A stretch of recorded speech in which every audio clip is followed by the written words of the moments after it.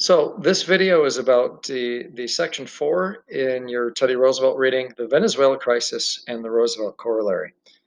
So we turn our attention to South America here, and Venezuela, like a lot of Latin American countries, was struggling financially, and it had defaulted on a bunch of its debts to European nations. And the European nations wanted to be paid back, and so they threatened to blockade Venezuela until until the debts had been paid off. Well, especially Germany, because Germany was a little behind in the imperialism game compared to like a Britain and a France. So Germany really felt like it needed some territory. And led by Kaiser Wilhelm, they wanted to expand themselves, and they wanted a naval base near the canal that America was building through Panama. And so, um, and Teddy Roosevelt realizes there's a threat here.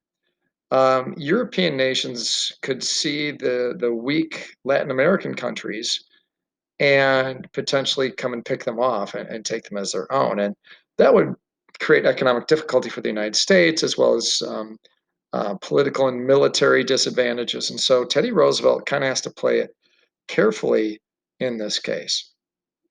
And then one of the first things he does is authorize some naval movements in just a show of force, like, hey, we're out here. We have this Monroe Doctrine thing. You're not supposed to really be over here, Europe. And this is what we are able to do. And remember, we just defeated the Spanish not too long ago, and we defeated them pretty easily. Don't mess with us.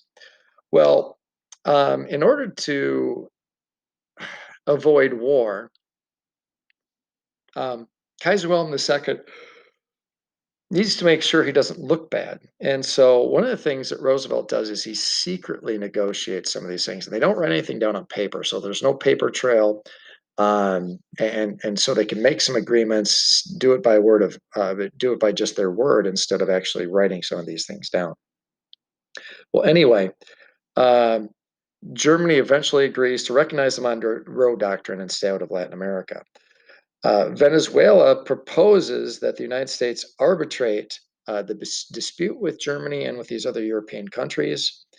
Um, but the key thing is Roosevelt has to set a tone. He's got to be like, look, Europe, you can't just come in here and do whatever you want with these countries. But at the same time, Europe needs to be paid back its money. And so basically, what Roosevelt ends up doing is saying, okay, he issues the what becomes known as the Roosevelt Corollary to the Monroe Doctrine, and you need to know the Roosevelt Corollary. Um, it basically said, look, Europe, you got to stay out of Latin America, stay out of the Western Hemisphere, but it adds something. If there's some sort of problem, the United States reserves the right to intervene so that you don't.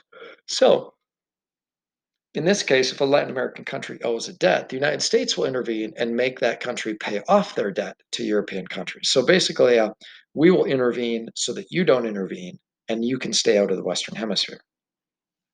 Anyway, so this is just another step, really, though, in American imperialism, because now instead of European countries going into some of these Latin American countries and taking over and hurting them economically and causing problems, now it's going to be the United States.